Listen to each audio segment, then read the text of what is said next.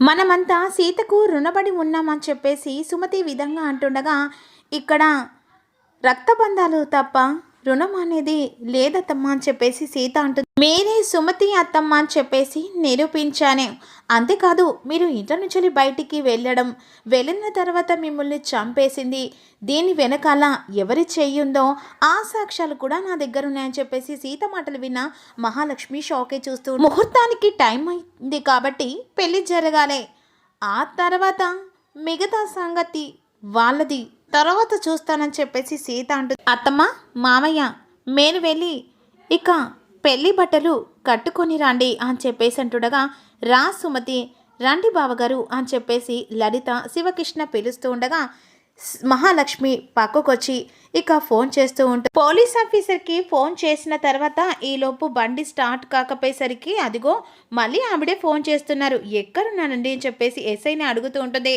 ఇక రోడ్డు మీద మేడం, అసలు మీరు రామాపురానికి వస్తున్నారా లేకుంటే కాశ్మీర్కి వెళ్తున్నారా అని చెప్పేసి మహా అడుగుతూ ఉంటుంది. ఇంకా రానేంటి అని చెప్పేసి మహా అంటుండగా, ఏం చెప్పమంటారు మేడం, మేము వస్తుంటే ఇక రోడ్డుకి రాళ్ళు అడ్డు పెట్టారు, వాళ్ళు తీసి బయలుదేరే ముందు ఇదిగో ఇలా జరిగిందని చెప్పేసి అంటారు. మీరు అక్కడ కథలు చెప్తూ కూర్చోండి, ఇక్కడ పెళ్లి జరిగిపోతుందని చెప్పేసి అంటుండగా అక్కడ వెంటనే పోలీస్ ఆఫీసర్, అలా పెళ్లి జరగానంటే సుమతి రావాలి కదా మేడం అని చెప్పేసి ఉంటుండగా, ఆల్రెడీ వచ్చిందండి అని చెప్పేసి మహా అంటుంది. మీ దగ్గర నుంచి పారిపోయిన సుమతి సీత దగ్గర తలదార్చుకుని మీ దగ్గర నుంచి తప్పించుకున్న సుమతిని దాచిపెట్టి ఇక అదే సుమతి అని చెప్పేసి డిఎన్ఏ రిపోర్ట్తో నిజాన్ని బయట పెట్టింది సీత. జరిగిందంతా మహాలక్ష్మి ఎస్ఐకి చెప్తుండగా, మీరు మాత్రం అక్కడ జరిగేదంతా జరుగుతుంది, రోడ్డు మీద కాకమ్మ కథలు చెప్తూ రోడ్డు మీద నిలబడ్డారు అని చెప్పేసి మహా కోపంగా అంటూ, డోంట్ వరీ మేడం, మీరు వచ్చి తారుమారు చేస్తానని చెప్పేసి అంటుండగా, నువ్వు ఏం చేస్తావో నాకు తెలియదు, నేను ఓడిపోయినంటే ఇక అంతే అని చెప్పేసి మహా అంటూ, ఆ తర్వాత మీరు డిఎస్పీ కావాల్సిన మిమ్మల్ని ఇక డిస్మిస్ చేస్తాను జాగ్రత్త అని చెప్పేసి మహాలక్ష్మి వార్నింగ్ ఇస్తూ ఉంటుంది. మేడం అంత బంపర్ ఆఫర్ ఎందుకు, బయలుదేరుతున్నాను త్వరగా రండి అని చెప్పేసి కాల్ కట్ చేస్తుంది కదా. ఎదురుగా తిరిగేసరికి సీత నిలబడుతుంది. మహా షాక్ అయిపోతుంది. ఏంటత్తా పెళ్ళికి ఎవరినో కొత్త అతిథులను పిలుస్తున్నావు, ఎవరో తెలుసుకోవచ్చా అని చెప్పేసి సీత అంటుండగా, కాసేపట్లో నువ్వే చూస్తావు కదా అని చెప్పేసి మహా అంటుంది. ఎవరు వచ్చినా అక్షంతలు వేసి భోజనం చేయడం తప్ప ఏమీ చేయలేరు. బీబీ బాగా పెరిగినట్టుంది, టాబ్లెట్ వేసుకొని రాండి, పెళ్లి తంతు చూడాలి కదా.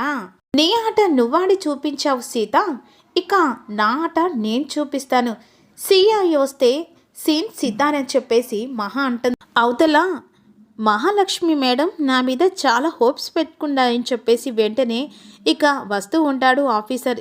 ఇక్కడ మహాలక్ష్మి అర్చన ఈ విధంగా అంటుంది, ఎన్నో తెలివి కలదనివి, డిఎన్ఏ ఎలా మిస్ అయిపోయావు అని చెప్పేసి అర్చన మహాను అడుగుతూ, ఏబీసీలు రాని సీత డిఎన్ఏ గురించి ఎలా ఆలోచించిందో అర్థం కావట్లేదు. పోలీసోడి కూతురు కదా, ఒక కేసుని ఎన్ని రకాలుగా డీల్ చేయొచ్చో అలా నేర్చుకున్నట్టుంది సీత. అక్కడే దాన్ని తక్కువ అంచనా వేశాను, నా చేతిలో చిక్కిన సుమతి సేఫ్గా దాని చేతిలోకి వెళ్ళిపోయింది. ఇప్పుడు విద్యాదేవి సుమతి అని చెప్పేసి నువ్వు ప్రూఫ్ చేయలేవు, ఇక సుప్రీంకోర్టుకు వెళ్ళినా సీతే నెగ్గుతుంది అని చెప్పేసి అర్చన అంట. రామ్ అటువైపుగా వస్తూ ఉండగా అప్పుడు మహా, సుమతి కోసం సుప్రీంకోర్టు వెళ్లాల్సిన తీరిక ఓపిక నాకు లేదు, నువ్వు అలా అనుకున్నా ఆ సీత నిన్ను ఏదో కోర్టుకు తీసుకెళ్లేలా ఉంది మహా. నన్నెందుకు తీసుకెళ్తుంది, నిన్ను జైలుకు పంపించడానికి. ఏం మాట్లాడుతున్నావు, సీత ఎందాక ఏం చెప్పింది, సుమతి యాక్సిడెంట్ కారణానికి ఎవరో ఈ పెళ్లి తర్వాత సీత చెప్తానని చెప్పేసి అందుకే సుమతిని చంపింది నువ్వే అని, సుమతి అరెస్ట్ చేసింది నువ్వే అని ఇక సీత ఇవన్నీ అందరి ముంగట చెప్పేస్తుంది. సుమతి కూడా అది నిజమే అని చెప్పేసి సాక్ష్యం చెప్తుంది. ఇక నీకు మాత్రం మినిమం జైలు శిక్ష 14 సంవత్సరాలు అని చెప్పేసి అర్చన మాటలకు మహా షాక్ అయిపోతుంది. అంటే 50 గారి శిక్ష పడడం ఖాయం మహా, ఇక నీకు శిక్ష పడిందని చెప్పేసి నా పాపల గురించి ఇక మధ్యలో నన్ను లాగకు మహా అని చెప్పేసి అర్చన అంటే, అలా చెప్తే నీతో కలిసి ఇలాంటి రహస్యాలు దాచిపెట్టినందుకు కనీసం నాకు కూడా 7 సంవత్సరాల కఠిన శిక్ష పడుతుంది. అసలే నా కూతురు పెళ్లి చేయాలి కదా, అంటే ఎన్నాళ్ళు నాతో ఉండి ఇప్పుడు ఇలా అయిన తర్వాత నీ సేఫ్టీ నువ్వు చూసుకుంటున్నావని చెప్పేసి మహా, నీ నేరాలు ఘోరాలు చేయమని నేను చెప్పలేదు కదా మహా, కానీ ఏం చేసినా నీకు చెప్పాను కదా, నాతో పాటుకే నువ్వు అని చెప్పేసి మహా ఖచ్చితంగా నువ్వు నాతో పాటుగా జైలుకు రావాల్సిందే, నిన్ను వదిలిపెట్టను. అదేంటి మహా అని చెప్పేసి అంటుండగా రామ్ వస్తాడు. ఏంటి పిన్ని మీరు ఇక్కడే ఉన్నారు, ఆడ పెళ్లి జరుగుతుంది రాండి అని చెప్పేసి అంటుండగా ఈలోపు మండపంలో పెళ్లి జరుగుతూ ఉంటుంది. పెళ్లి అయిపోయిన తర్వాత సంతోషంగా ఉంది అని చెప్పేసి సీత అప్పుడు పెళ్లి కొడుకు తండ్రి గారు పెళ్లికి ఇక ప్రీతి అదే నా కోడలు సంత తల్లి రావడం నాకు చాలా సంతోషంగా ఉందమ్మా అని చెప్పేసి అమ్మాయి కన్న తల్లితోనే కన్యాదానం చేస్తానని చెప్పేసి మాకు మాట ఇచ్చినట్టే అన్నట్టే చేసావు సీత అని చెప్పేసి పొగుడుతూ ఉంటుంది. ఆ సీత మాట అంటే మాటండి, మాట ఇచ్చిన తర్వాత ఆలోచించకుండా ఏది చేయదు అని చెప్పేసి శివకృష్ణ సంవత్సరంలో మా సీత చేసిన రెండో పెళ్లి ఇది అని చెప్పేసి లలిత ఈ మధ్య మా అల్లుడి మేనత్త పెళ్లి కూడా మా సీత జరిపించిందని చెప్పేసి సీతను పొగుడుతూ ఉంటారు. ఆ పెళ్లిలో పడ్డ టెన్షన్ కంటే ఏ పెళ్లిలో పడ్డ టెన్షన్ చాలా పెద్దదని చెప్పేసి రామన్ చివరి నిమిషంలో అమ్మ వస్తుందో రాదని చెప్పేసి టెన్షన్ పడ్డాం. టెన్షన్ ఎందుకు మామ, అత్తయ్యని తీసుకొస్తానని ఎలాగో మాటిచ్చాను కదా అని చెప్పేసి సీత వెళ్ళవగానే నిజాలు బయట పెడతానని చెప్పావు కదా సీత, ఇప్పుడు చెప్పు సుమతిని చంపింది ఎవరు అని చెప్పేసి జనార్దన్ అడుగుతూ ఉంటాడు. మా అమ్మను మాకు దూరం చేసిన దుర్మార్గురాలు ఎవరు సీత అని చెప్పేసి అడుగుతూ ఉంటాడు.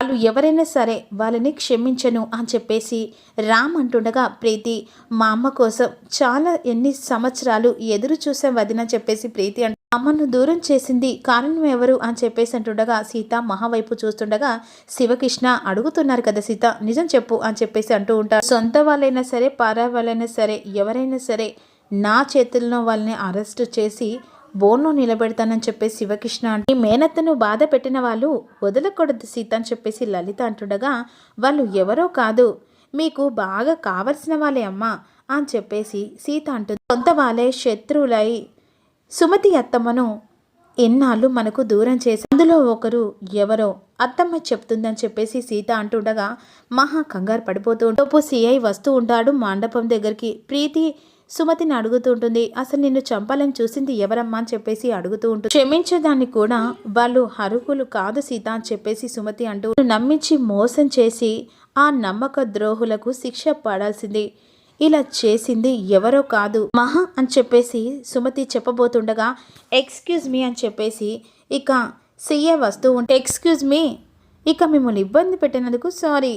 ఏంటి సరే ఇలా వచ్చారని చెప్పేసి శివకృష్ణ అడుగుతుండగా పిలవని పెళ్ళికి వచ్చాడని చెప్పేసి అనుకుంటున్నావా అని చెప్పేసి అంట. డ్యూటీ చేయడానికి వచ్చాను అని చెప్పేసి అంటుండగా పెళ్ళి ఇంట్లో డ్యూటీ చేయడం ఏంటి ఎస్ఐ గారు అని చెప్పేసి ఈ విధంగా రామంటే ఏం చేయమంటావు బాబు, ఈ మధ్య నేరస్తులు ఎక్కడ పడితే అక్కడ ఉంటున్నారని చెప్పేసి ఎస్ఐ ఇక్కడ నేరస్తులు ఎవరున్నారని చెప్పేసి అంటుండగా సీత ఇదిగో ఈవిడ గారని చెప్పేసి సుమతి వైపు చూపిస్తూ ఉంటారు. సుమతిని చంపిన హంతకురాలు మా దగ్గర నుంచి తప్పించుకొని ఇక్కడ తేలిందని చెప్పేసి ఎస్ఐ అంటూ లేదు సిఐ గారు, తనే సుమతి ఒక యాక్సిడెంట్లో తన ఫేస్ కాలిపోయి రూపం మారిపోయిందని చెప్పేసి జనార్దన్ చెప్తూ ఉంటే నీతో అలా చెప్పిందా జనార్దన్ గారు, తను పేరు సుమతి కాదు విద్యాదేవి అని చెప్పేసి సిఐ లేదు తను మాత్రమే డిఎన్ఏ టెస్టులో నిర్ధారణని చెప్పేసి సీత అంటూ ఇలాంటి దొంగ సర్టిఫికెట్స్ 100 సృష్టిస్తానమ్మా, నువ్వు మీ నాన్న కూతురు కావు నా కూతురు అని సర్టిఫికెట్స్ కూడా నేను సృష్టించగలను అని చెప్పేసి సీఏ అంటూ శివకృష్ణ